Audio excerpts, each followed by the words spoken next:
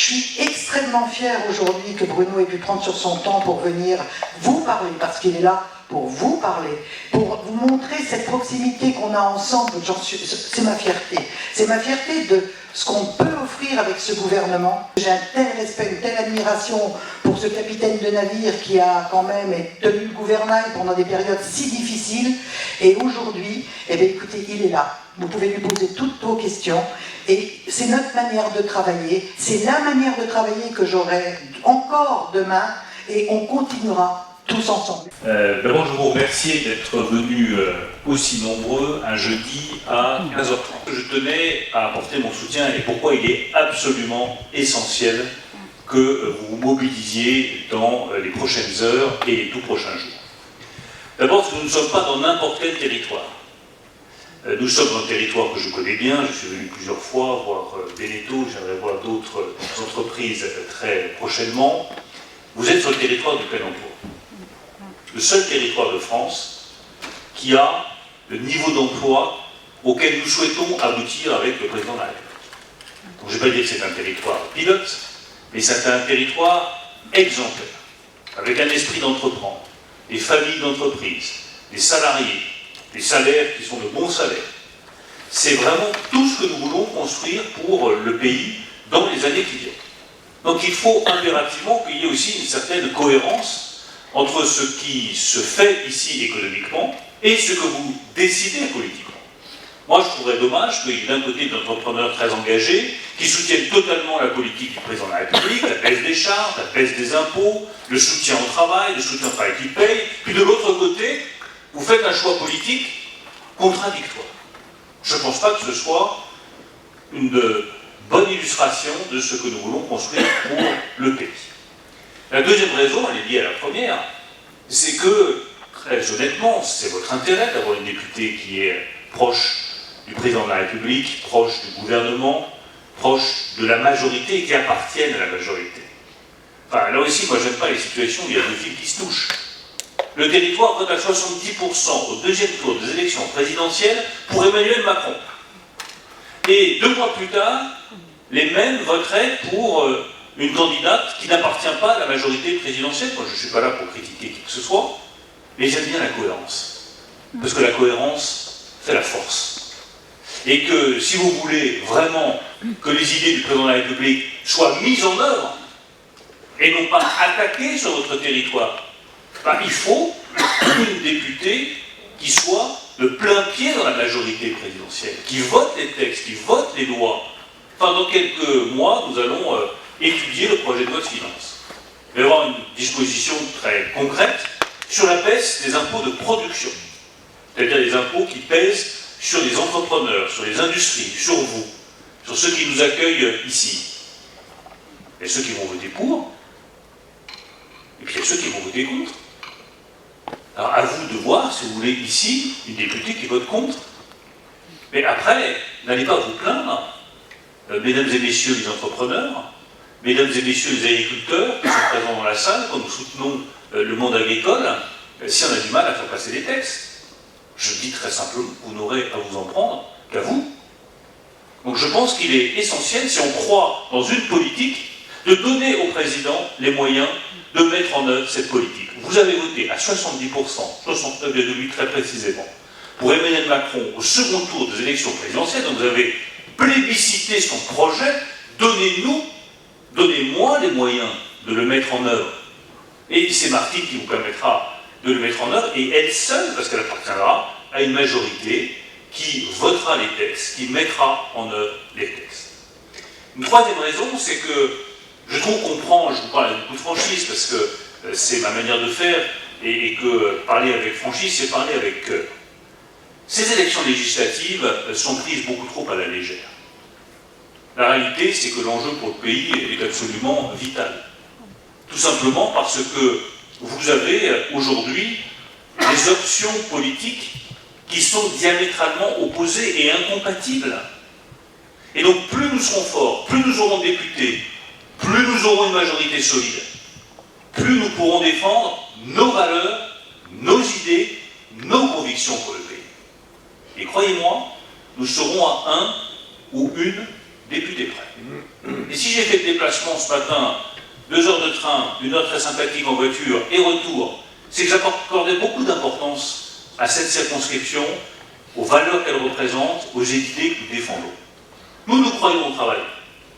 Nous pensons qu'avant de redistribuer les richesses, il faut les créer. Je rappelle que ceux qui aujourd'hui risquent de rentrer en position de force à l'Assemblée nationale, les fameux NUP, les mélenchonistes, eux, ils vous disent qu'il faut travailler moins. Il me semble qu'ici, sur votre territoire, le problème est plutôt de trouver des bras que de s'en priver. Et je pense qu'ici, on partage tous la même idée, que si on veut que nos enfants, nos petits-enfants vivent bien, il faut travailler pour rendre la France prospère. Il me semble qu'ici, on croit à l'entrepreneuriat.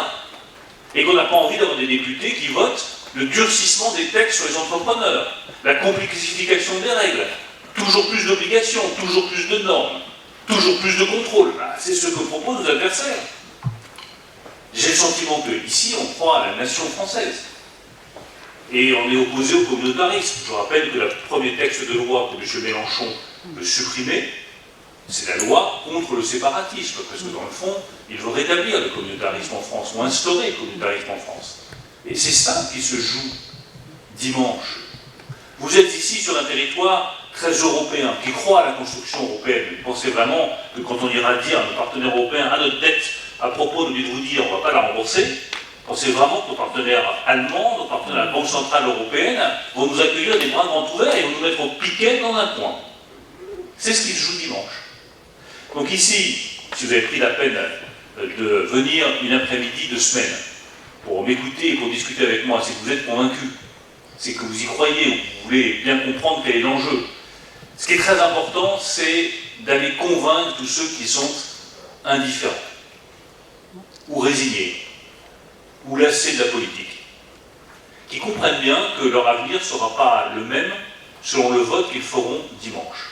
Et s'ils ne sont pas convaincus par l'Europe, s'ils ne sont pas convaincus parce que je viens de nous dire sur le travail, par l'entrepreneuriat, qu'ils n'oublient pas que ce qui est en jeu, c'est 100 milliards d'euros d'augmentation d'impôts ou les baisses d'impôts que nous proposons. S'ils ne veulent pas que leur feuille de paye se réduise, il vaut mieux voter pour nous. M. Mélenchon a annoncé la couleur, la retraite de 60 ans se paiera par une augmentation des cotisations de tous les salariés, donc une baisse des salariés, de leur pouvoir d'achat et de leur salaire. Ne pleurez pas ensuite. Et expliquez-le à tous ceux qui disent on ne va pas les voter, ça ne change rien, la politique ne sert à rien. Ben si, ça va changer votre feuille de paye. Commençons par là, le plus concret. En juillet prochain, votre feuille de paye, suivant que c'est Martine qui est élue, ou que c'est quelqu'un d'autre qui ne participera pas à la majorité, elle ne sera pas forcément la même. Donc vous voyez, les enjeux sont très quotidiens, et en même temps très essentiels pour l'avenir de la nation. Et moi je voudrais vraiment que ce territoire des herbiers, ce territoire du bocage vendéen, ce territoire vendéen qui est un modèle de ce que nous voulons faire, d'entrepreneuriat, de travail, de valorisation du travail, de défense de la nation française et de sa culture, puisse vraiment afficher la couleur.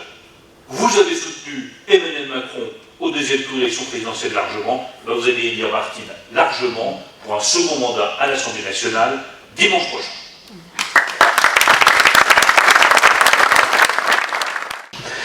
J'avais une question aujourd'hui au niveau de l'inflation en France. On a tendance à mieux s'en sortir que les autres pays européens, c'est-à-dire qu'elle croît moins vite, cette inflation. Mais alors c'est bien pour le pouvoir d'achat des consommateurs, mais ça pose un véritable problème pour nos entreprises, en tout cas pour les entreprises dans l'agroalimentaire. Aujourd'hui, on fait face à des hausses, que ce soit sur la matière première agricole, mais aussi sur nos emballages, sur nos énergies, sur nos ingrédients qui sont extrêmement forts. Et on a une vraie difficulté à pouvoir répercuter ces hausses.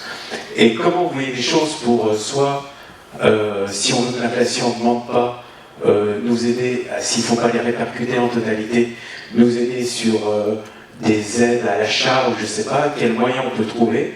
Mais à un moment donné, il y a une contraction des marges qui, si elle continue comme ça au niveau des entreprises et des ETI agroalimentaires, et sur cette région il y en a beaucoup, on va rentrer dans des difficultés très graves.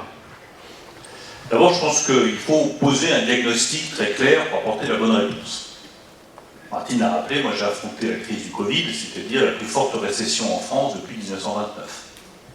On a fait le bon diagnostic, je l'ai dit tout de suite, en disant que c'est 1929. On m'a critiqué, on m'a dit ah mais il fait peur aux gens. Non, c'était exactement comparable. Le PNB français s'est effondré de près de 10%. Les usines étaient à l'arrêt, les entreprises étaient à l'arrêt. Du coup, on a apporté la bonne réponse, c'est-à-dire soutien massif aux entreprises et soutien massif aux salariés par l'activité partielle. Sur l'inflation, il faut aussi poser le bon diagnostic. Nous avons un pic inflationniste, il va durer jusqu'à la fin de l'année 2022 au moins, et ensuite, nous devrions avoir un retour à une inflation plus faible d'ici fin 2023. Mais je préfère le dire tout de suite, nous aurons à la sortie de cette crise inflationniste, que je prévois donc sur 18 mois à peu près, un niveau d'inflation plus élevé qu'avant-crise. Pourquoi? Pour des raisons qui sont structurelles. On relocalise un certain nombre de chaînes de valeur, tant mieux, mais soyons clairs, c'est plus cher de produire des batteries électriques en France, c'est plus propre, mais c'est plus cher que de les produire en Chine. Premier effet inflationniste. Deuxième effet inflationniste, c'est la transition énergétique. C'est formidable de décarboner nos entreprises, c'est formidable de décarboner nos voitures, c'est formidable de se doter du moteur thermique d'ici 2035, mais il a échappé à personne dans une concession automobile qu'un véhicule électrique, c'est beaucoup plus cher qu'un véhicule thermique. Et que la réalisation de la décarbonation, d'installation d'hydrogène, de nouveaux réacteurs nucléaires pour émettre moins de CO2, ça va coûter de l'argent et ça aura un effet inflationniste. Donc c'est pour de bonnes raisons que nous aurons une inflation de l'ordre de 2% au lieu de 1% avant. Ces deux bonnes raisons, c'est un, on veut décarboner notre économie, on veut payer le prix de l'environnement, et deux, on veut produire chez nous. Et là aussi vous êtes un modèle en la matière, produire chez nous en relocalisant les chaînes de valeur. À partir de là, comment est-ce qu'on vous aide à faire face? Moi je pense que l'inflation, c'est un fardeau qu'il faut partager. L'État prend sa part et continuera à prendre sa part. Et je le dis notamment pour ceux qui s'inquiétaient sur le prix de l'énergie, nous maintiendrons le bouclier énergie. C'est-à-dire des tarifs d'électricité et de gaz moins chers pour les particuliers comme pour les entreprises. Nous maintiendrons une aide au carburant, et moi je souhaite qu'on ressente cette aide pour les carburants sur ceux qui sont obligés de prendre leur voiture pour aller travailler. Parce que je sais qu'aujourd'hui, les 18 centimes, ça ne suffit pas pour ceux qui prennent leur voiture et qui vont travailler. Même pour les alternants qui prennent leur voiture et qui vont travailler, ça ne suffit pas. Nous allons indexer les retraites sur l'inflation, 4%, dès le 1er août. Parce que les retraités aujourd'hui, ils voient bien que l'inflation elle est quasiment 5, donc ils perdent de l'argent chaque mois. Donc il me paraît juste d'indexer les retraites sur l'augmentation des prix. On va faire la même chose sur les minima sociaux. Donc on va prendre vraiment notre part du fardeau. Et je pense, là j'aurais besoin des chiffres de Fleury Michon, qui est une entreprise, je connais bien votre usine d'Arras, c'est une magnifique entreprise qui fait des produits de très grande qualité. Je pense qu'il serait utile que vous passiez aussi vos chiffres très précis, j'ai demandé au directeur général également tout à l'heure, pour que je regarde le montant d'aide qu'il faut qu'on continue à apporter aux entreprises qui consomment beaucoup de gaz, beaucoup d'électricité, et qui du coup ont des marges qui sont de plus en plus faibles. Nous sommes là pour vous aider. Ça, c'est le rôle de l'État. Ce que j'attends des entreprises de leur côté, c'est deux choses. D'abord, comme vous l'avez fait, vous l'avez dit très bien, répercuter le plus tard possible et le moins possible sur les prix. Et je salue, parce qu'on le fait rarement, ce qui a été fait par beaucoup d'industriels qui vraiment prennent sur leur marge plutôt que répercuter sur les prix. Ça paraît très technique, mais ça veut dire que quand vous allez acheter votre tranche de 6 tranches de jambon de Paris, par exemple, vous faites moins de marge sur vos produits parce que vous avez accepté de supporter le coût de l'inflation. La deuxième chose, c'est pour toutes les entreprises qui le peuvent. J'insiste sur qui le peuvent. C'est la différence entre ceux qui veulent obliger et ceux qui veulent inciter. Augmenter les salaires, distribuer à prix de Macron, faire de l'intéressement et de la participation pour permettre aux salariés de faire face à l'augmentation de l'inflation. Enfin, la troisième chose, c'est évidemment avoir une politique monétaire qui nous permet de baisser l'inflation. Christine Lagarde a annoncé un certain nombre de décisions il y a quelques jours. Je sais bien que ça effraie les gens de voir que les taux d'intérêt remontent. Mais c'est le prix à payer pour que les prix baissent. Et très concrètement, je pense qu'il est plus simple, y compris en matière immobilière, d'avoir des taux d'intérêt un petit peu plus élevés, mais des prix plus raisonnables, que de continuer à avoir des prix immobiliers qui flambent et des taux d'intérêt qui sont à zéro. Je pense qu'on va revenir à la sortie à quelque chose de plus équilibré et de plus raisonnable, mais si 18 mois, on peut les passer correctement que si chacun prend sa part du fin. Une entreprise dans les bibliothèques actuellement qui veut avoir un AMM, ça va plus vite de l'obtenir à l'étranger et de la faire valider en France que d'aller directement à l'ANSES pour l'avoir.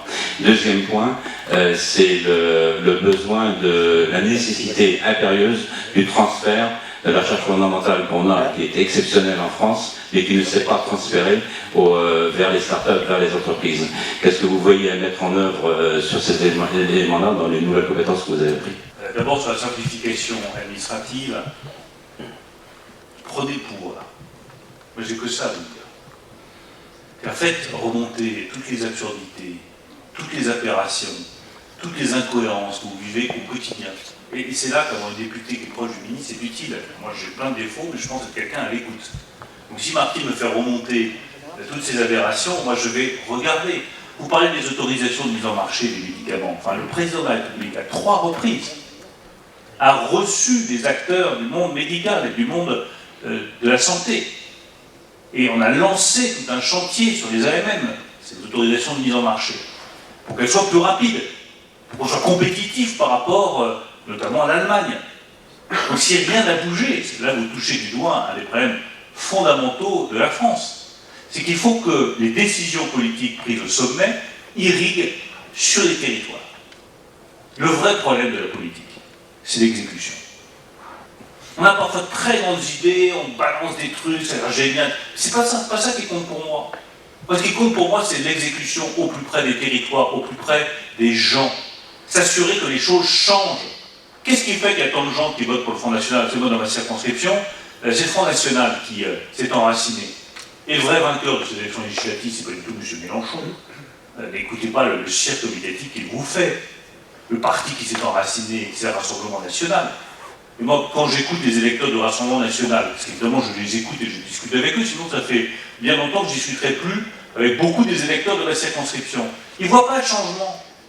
Ils écoutent, ils regardent la télévision, ils disent vous nous parlez de grandes choses, la simplification, mais nous on ne voit jamais rien. Ils ont raison. Ils ont raison. Donc à nous de vous apporter la preuve en matière de simplification que les choses avancent. Donc là-dessus, n'hésitez pas. Faites remonter vos propositions, prenez votre plume, donnez des exemples très concrets, et puis nous, on fera bouger les choses à mon niveau, au niveau de mes services, au niveau des ministres délégués qui travaillent avec moi. Sur les bibliothèques et sur la tech de manière générale. C'est la condition pour réussir la transition énergétique. Et là aussi, c'est toute la différence entre la NUP et nous. La NUP, c'est des grands discours, mais derrière, il n'y a aucune solution concrète. Nous assumons de produire plus d'électricité décarbonée avec des réacteurs nucléaires. Aussi d'énergie renouvelable, aussi d'hydrogène, mais les réacteurs nucléaires. Et je pense qu'il y a des capacités de développement de l'économie française en matière de technologie propre exceptionnelle. La French Tech est exceptionnelle. Mais en matière de technologie verte, nous ne sommes que 4e en Europe. 1800 d'entreprises de la tech qui travaillent dans la transition écologique. Nous devons être premiers. C'est l'objectif que j'ai fixé hier, être premier. Et quand je vois les pépites que j'ai vues hier, c'est là que je me dis que le discours valorisant la France, affirmant la fierté française est essentiel. Moi j'ai vu des boîtes qui font du plastique à partir de la caséine de lait. C'est extraordinaire. Donc, vous avez des sachets, des couvertures plastiques pour les cahiers, par exemple, tout ce qui n'est pas plastique durable, vraiment le plastique de la tableau de bord, il vaut mieux qu'il ne se dégrade pas trop vite. Mais le plastique d'un couvre-cahier, le plastique qui va être utilisé dans un sachet, le plastique qui va être utilisé sur un pansement, le plastique qui va être utilisé sur un sticker, par exemple des stickers sur une pomme, il vaut mieux qu'il soit dégradable. Qui a inventé ça? Une boîte française de la tech qui fait du plastique à partir de la caséine. J'ai vu hier une autre boîte beaucoup plus importante, c'est la seule au monde à pouvoir rassembler toutes les données des satellites pour repérer les émissions de CO2 à 15 mètres près, partout à travers la planète. Vous imaginez, pour la mise en place de la taxation carbone aux frontières, pour le principe pollueur-payeur au niveau mondial, l'atout stratégique que c'est d'avoir une boîte française qui est la seule au monde, les Américains sont en train d'essayer de la racheter pour tout vous dire, qui est capable de repérer les émissions de CO2 de n'importe quelle usine, de n'importe quelle entreprise, de n'importe quel pays, à 15 mètres près de définition. Donc la tech, et ça vaut évidemment pour le monde agricole, c'est l'avenir de notre pays. Ça doit être davantage relié à l'industrie pour qu'on en fasse du développement industriel derrière. C'est un des enjeux majeurs et croyez-moi, on va foncer dans cette direction. Vous évoquiez très justement le sujet de la tech, ça fait le lien on va dire avec tout ce qui est French Fab. Vous avez fait des annonces très ambitieuses, on va dire sur tout ce qui est France 2030 et une vision industrielle de la France. Est-ce que vous pourriez détailler voilà, qu'est-ce que concrètement vous comptez faire? Et un des sujets qui peut inquiéter beaucoup, c'est en fait du coup à quel coût, parce qu'on se dit qu'on injecte beaucoup d'argent pour développer l'économie, et que du coup le pendant serait une hausse de la fiscalité. Voilà. Que les choses soient bien claires entre nous. Je pense qu'on peut réduire le fonctionnement et les dépenses de fonctionnement de l'État, des collectivités locales aussi, je n'hésite pas à le dire, pour se ménager des moyens. Je dis pour les maires qui sont présents, il faut qu'on préserve nos capacités d'investissement. C'est ça le plus important. Je sais qu'en termes de recettes fiscales, il y a beaucoup de préoccupations qui sont totalement légitimes. Mais on doit tous faire un effort pour réduire les dépenses de fonctionnement et augmenter les dépenses d'investissement. Parce que les dépenses d'investissement, elles sont rentables. Quand on nous dit vous avez cramé la caisse pendant la crise du Covid, funeste expression qui d'ailleurs n'a pas porté chance à son auteur. Et pourquoi ça ne lui a pas porté chance? Parce que je pense que dans leur très grande sagesse, les Français ont compris que ce n'était pas de l'argent jeté par les fenêtres, c'était un investissement.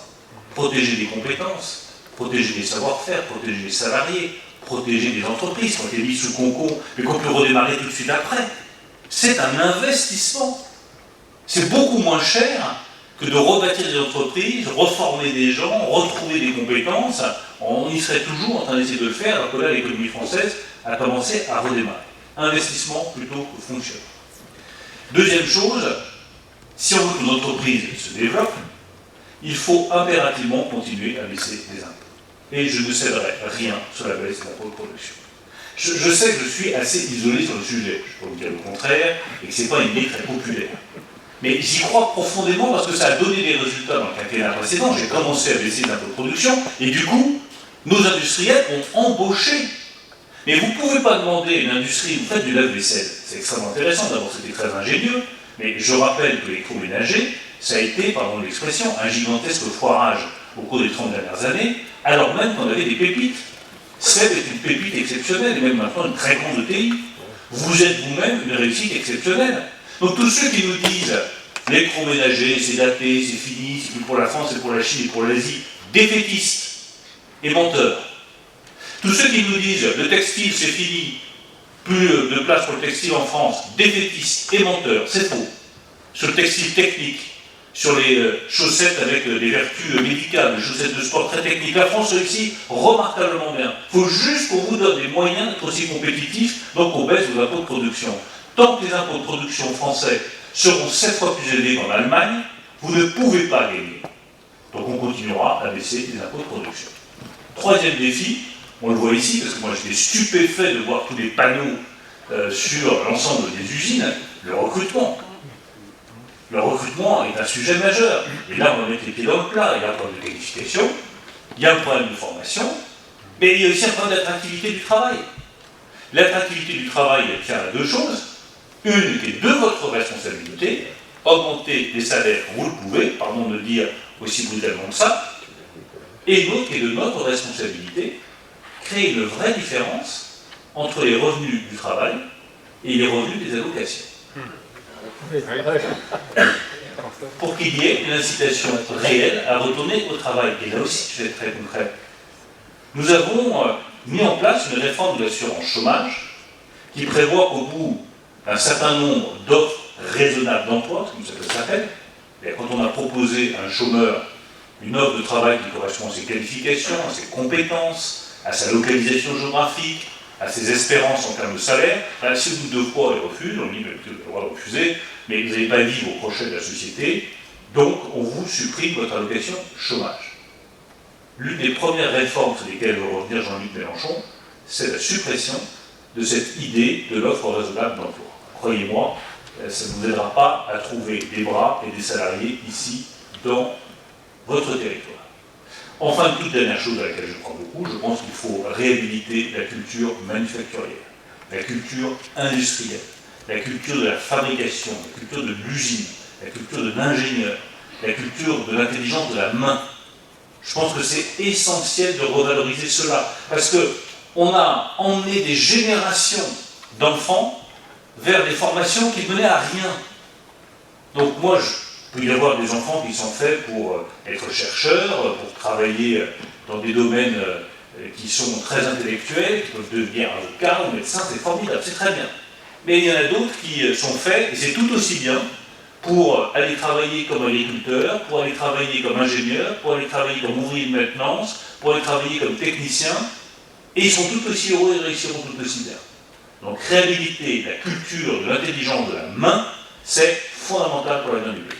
Tout à l'heure, je vous entendais parler de décarbonisation pour les énergies, notamment par le nucléaire. Aujourd'hui, on s'en est tous rendu compte, il fait 40 degrés dehors, demain 41, samedi 43 ou 44. Et évidemment, on est déjà mi-juin en pénurie d'eau. Or, on le sait tous que pour produire de l'électricité nucléaire, il faut de l'eau. Est-ce que vous ne pensez pas qu'il faudrait mieux réduire les consommations plutôt que de compenser? Première chose, de quoi est-ce que nous allons avoir besoin dans les années qui viennent? De beaucoup d'électricité. Beaucoup d'électricité. Aujourd'hui, pour vous donner un chiffre, on tourne à peu près à 450 TWh de consommation.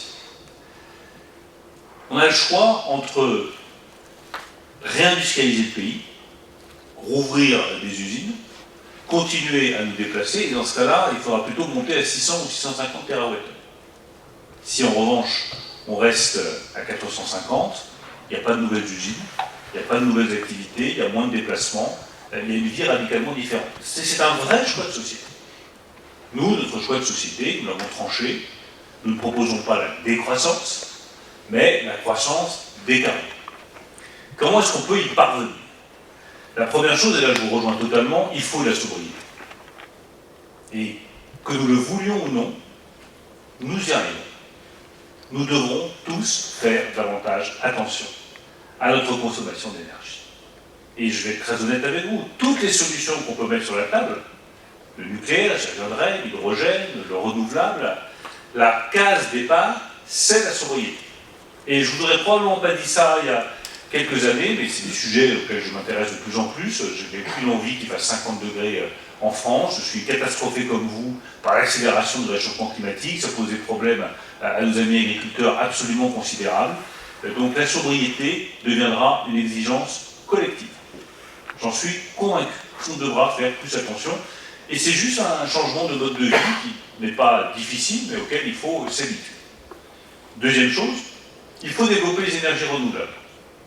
J'y crois aussi beaucoup, on va accélérer, je sais que ça fait l'objet de débats, notamment dans la région, mais les champs éoliens offshore, moi je pense que c'est une bonne solution. Et là, je rejoins la question qui a été posée par monsieur tout à l'heure. En France, il faut 12 ans pour développer un champ éolien, en Grande-Bretagne, 5. Si on veut avoir des énergies renouvelables qui fonctionnent, il faut aussi être capable de les développer plus vite. Je suis peu réticent sur l'éolien terrestre, il a fait beaucoup de dégâts dans ma région, en termes de paysage. Donc, bon, il en fait dans l'eau aussi. On peut en tout cas en discuter. 3, le nucléaire, qu'on ne nous fasse pas dire, ni le président de la République, ni à moi-même, ce que nous n'avons jamais dit, ça n'est pas une solution miracle. Mais c'est un complément utile au mix énergétique qui doit être celui de la France. Et qui passe, je vous rejoins totalement, par d'abord la sobriété, l'accélération sur le renouvelable et le nucléaire. Je rajoute un dernier point auquel je crois beaucoup, parce que je m'adresse à, une fois encore, un territoire innovant d'entrepreneurs. Nous allons être les champions européens de l'hydrogène. L'hydrogène vert qui passe par l'électrolyse, qui est totalement propre. On a des entreprises, notamment ici en Vendée, extraordinaires. J'étais chez mon ami Luc Bois, j'ai visité un site tout à fait remarquable en la matière. On a des PME qui sont ultra performantes, Live par exemple, et pas très loin d'ici. Nous avons des très grands groupes comme Air Liquide qui sont champions mondiaux en la matière. Prenons l'hydrogène aussi comme un des éléments clés du futur. Je pense que l'électrique posant un certain nombre de difficultés, à échéance de 15, 20 ou 25 ans, ça peut poser un certain nombre de difficultés. Il faut recycler les batteries, les matériaux rares sont compliqués à trouver. Je suis persuadé que sur le long terme, l'hydrogène est une des solutions les plus performantes et les plus efficaces. C'est dommage que vous ayez coupé les subventions qui justement venaient alimenter cette filière sur les véhicules de collectivités qui veulent soutenir la démarche. On est en discussion avec les bois là-dessus. Ah bon. Le sujet m'est remonté et comme j'ai visité la plateforme multi-énergie de La Roche-sur-Yon, qui est un très bel exemple de ce qui peut être fait, je vois bien les difficultés que ça pose. D'ailleurs, ça soulève une vraie question de principe. Vous avez besoin, vous entrepreneurs, comme les collectivités locales, de visibilité. Je ne crois pas aux changements brutaux, je pense qu'il n'y a rien de pire. Et quand on dit aux collectivités, investissez dans tel domaine, et vous aurez telle période de rachat assortie, ben, il faut garantir une période de rachat, parce que vous faites un plan d'investissement sur 10 ans, pas sur 10 mois. La même chose pour mes amis agriculteurs qui font du biogaz, je crois beaucoup au biogaz, mais si on change les tarifs de rachat du biogaz tous les 4 matins, l'investissement que vous faites en la matière devient compliqué à rentabiliser. En tout cas, j'ai bien en tête ce problème de rachat. Oui, M. Macron, dans le cadre de la relance pour sortir de la crise, avait promis l'assouplissement des fameuses contraintes et règlements qu'on a en France de façon magistrale. Et il devait y avoir des mesures dérogatoires, des accompagnements par les préfets et autres. Et on s'aperçoit notamment quand on veut produire de l'électricité parce qu'il en a besoin, que lorsqu'il faut implanter au sol une centrale photovoltaïque, mais que le classement PLU ne le permet pas, il n'y a pas de possibilité de faire quoi que ce soit. C'est 2 ans, 3 ans de procédure administrative, 10 000 € de coût pour les collectivités, c'est infernal. Alors très concrètement, effectivement il me reste 5 minutes, je vais vous 2 dernières questions. Pour être très opérationnel, premier projet de loi que nous examinerons en juillet, le projet de loi sur le pouvoir d'achat. Deuxième projet de loi, le projet de loi sur la simplification. Faites-moi remonter tout ce qui va pas. L'exemple que vous donnez m'explique, je l'ai bien en tête, mais ça va être un combat au couteau, un combat très dur, la simplification. Tout le monde sait que derrière, il y a des intérêts, il y a des conceptions qui sont parfois incompatibles avec l'idée de l'entrepreneuriat. Donc vraiment, faites remonter de ce territoire via Martine toutes les difficultés concrètes comme celles que vous venez de signaler, qu'on puisse les résoudre en juillet dans le projet de loi de simplification. Nous avons le sentiment que ce gouvernement n'aime pas le logement. La meilleure preuve étant qu'il n'y a pas de ministre du logement. Je me presque la preuve du contraire. Et j'ai une suggestion à vous faire, mais je pense que vous me voyez venir, c'est que vous vous rattachiez le logement. Par exemple, dans ce secteur, le bâtiment, c'est une industrie, nous sommes en pleine décarbonation avec la mise en place de l'aéronavin. Vous savez qu'on met aussi en place la REP, PMCD, produits et matériaux de construction de bâtiments. On passe notre vie à ça, c'est un bouleversement majeur dans nos métiers. Voilà, donc on aimerait bien, et indépendamment de ça, non seulement on est une belle industrie, mais on dirait qu'il faut construire des logements dans ce pays, c'est pas des maires ici qui diront le contraire. Donc, et on a besoin de loger les personnes qui viennent travailler chez nous. Voilà. En résumé, prenez le logement et occupez-vous du logement. Vous parliez de simplification tout à l'heure, je crois que c'est un vrai problème pour tous les entrepreneurs. Mais je vais d'abord commencer par remercier publiquement Martine Legui-Ballois, qui est intervenue chez nous sur un sujet complètement ubuesque et qui était vieux de 3 ans. Et on a mis quand même 5 mois à résoudre le problème, y compris avec la Chambre de commerce et d'industrie. Donc il faut s'employer beaucoup pour certains problèmes administratifs.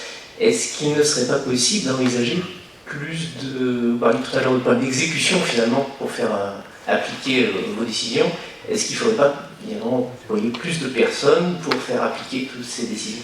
Je voulais juste attirer votre attention sur l'impériosité de la mise en place du 2e round de négociations commerciales qui est très important pour le monde agricole.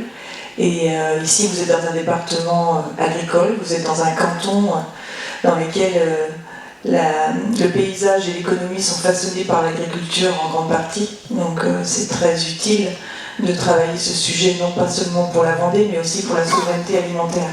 Puis je me permets aussi d'attirer votre attention sur un deuxième sujet que je suis aujourd'hui, sur la transition agroécologique et sur la labellisation des crédits carbone aux agriculteurs. Ce sujet est devenu européen grâce à la présidence française et de votre collègue Julien de Normandie qui l'a mis à l'agenda ainsi que les clauses miroirs. Donc on sait que les choses ne sont pas simples au sujet des clauses miroirs, mais je veux dire qu'ici, le dossier est devenu européen au sujet des crédits carbone grâce à l'engagement de ce gouvernement et que ça nous permette aussi de caractériser le modèle de production européen.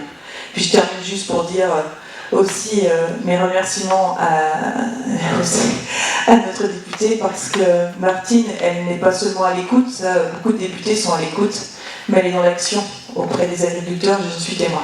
Il faut construire plus, construire mieux et construire plus vite. Ce qui nous amène à ce problème de simplification. Alors là, c'est le seul petit désaccord que j'ai dans cette salle, moi je veux dire d'expérience. Je pense que si vous avez moins de producteurs de normes, eh ben vous simplifiez beaucoup la vie des entrepreneurs. La réalité, c'est que nous avons encore trop de couches administratives, trop de complexité, et que par conséquent, chacun met son grain de sel et rajoute une petite touche qui, à chaque fois, est animée des meilleures intentions, mais comme on dit, l'enfer est pavé des bonnes intentions. À chaque fois, le problème de ces normes, c'est qu'elles sont toutes pleines de bonnes intentions. On ne peut pas dire que les gens prennent des normes pour nuire. Chaque fois, il y a une raison pour protéger ceci, protéger cela, mais au bout du compte, on arrive à un système kafkaïen qui brise l'entrepreneuriat et qui ralentit la réalisation de projets qui sont nécessaires pour l'intérêt général.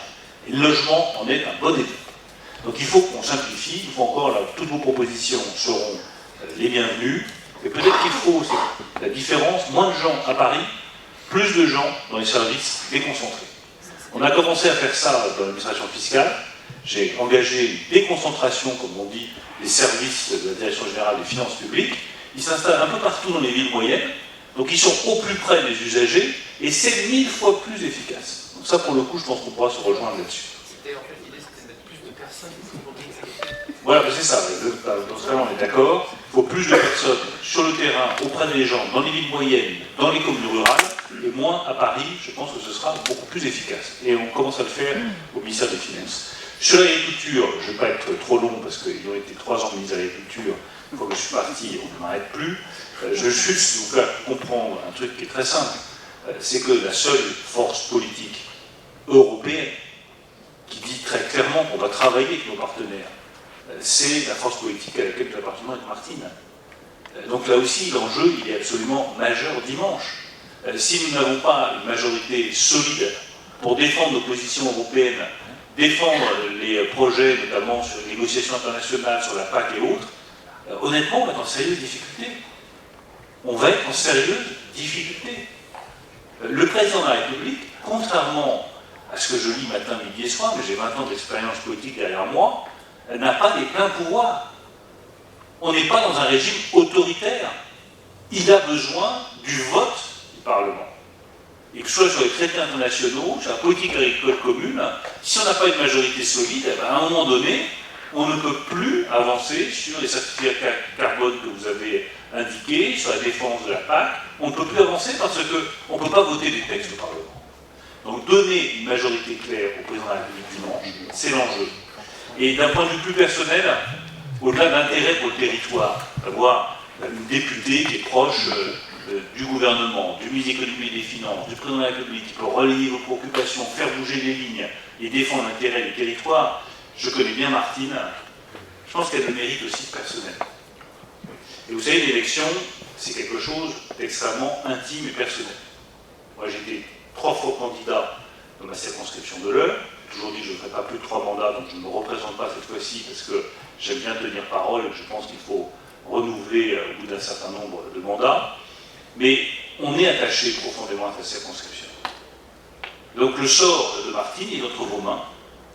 Et Martine mérite personnellement ses qualités humaines, ses qualités d'écoute, sa disponibilité, son engagement, tout le travail qu'elle a fait pendant 5 ans. Je pense qu'elle mérite sincèrement d'être réélue. Il y a aussi dans une élection quelque chose de très humain, de très personnel, qui est le lien entre une personnalité politique et les habitants de son territoire. Moi, je peux témoigner que Martine mérite votre confiance, qu'elle mérite d'être réélue, et que c'est de très loin le choix le plus sage et le plus avisé pour votre territoire. Merci à toutes et à tous. La grippe aviaire.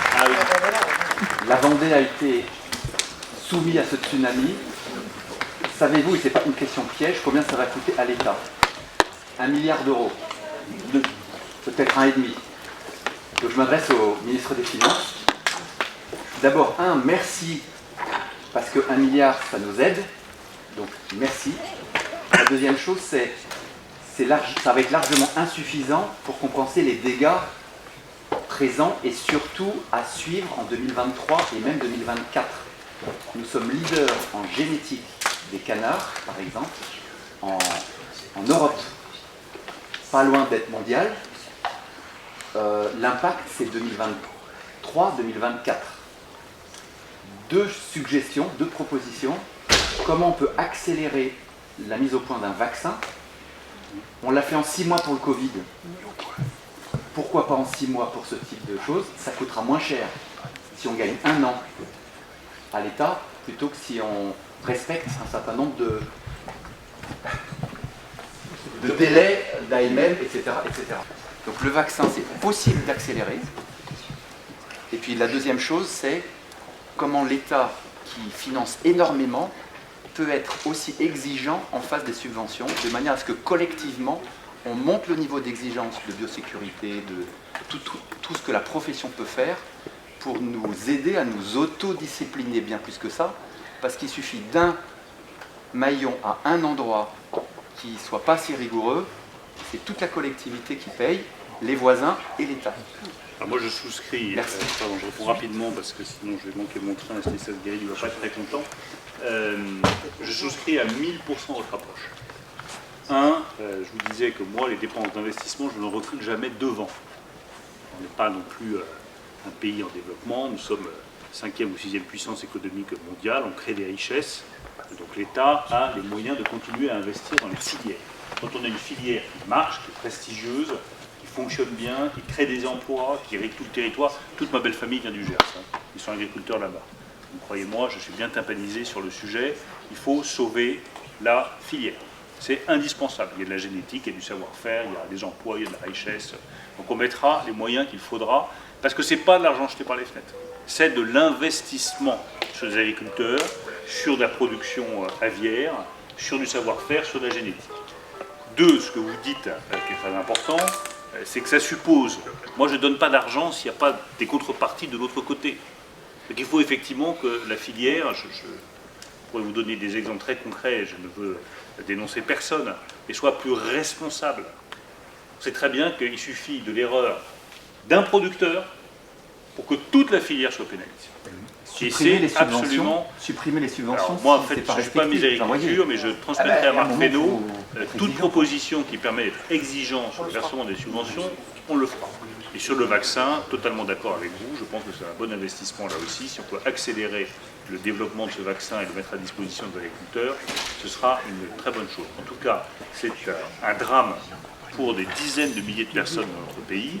C'est vrai ici, c'est vrai dans le Gers, c'est vrai en Alsace où j'étais il n'y a pas très longtemps et ils me demandent comment ils vont arriver à trouver les bêtes dont ils ont besoin pour faire le foie gras pour Noël.